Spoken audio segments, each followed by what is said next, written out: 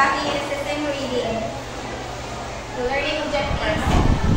At the end of this lesson, students will be able to identify feedbacking and assisting reading, differentiate the types of feedback. So guided reading is the complex cognitive process of decoding symbols in order to construct or derive meaning. So feedback. Please read one. Feedback plays a crucial role in assessing reading skills, as it helps learners identify strength areas for improvement and strategies for effective reading comprehension. By providing specific, constructive, and timely feedback, educators can guide students toward becoming more confident, competent, and independent readers. Feedback needs to be clear, purposeful, meaningful, and compatible with student prior knowledge. It needs to provide processing, have clear goals, and be a little threat to the person at the self-level. This is often why self and peer assessment does not work because this is still too much emphasis on the self-level. So types of feedbacking and assisting reading.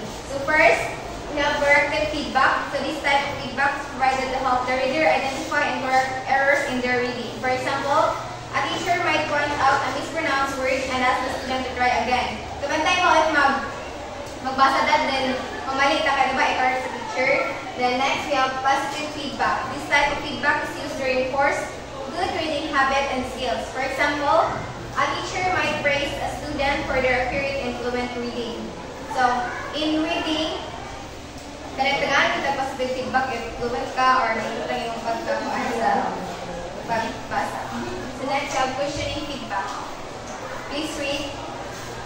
This type of feedback is used to help the reader develop deeper comprehension of the text. For example, a teacher might ask a student to explain the meaning of a word or phrase in the text. So, question of feedback, like, in pagbasa ni mo, then mantay mo, if pagbasa mo, then i-question mo, tayo sa maestra.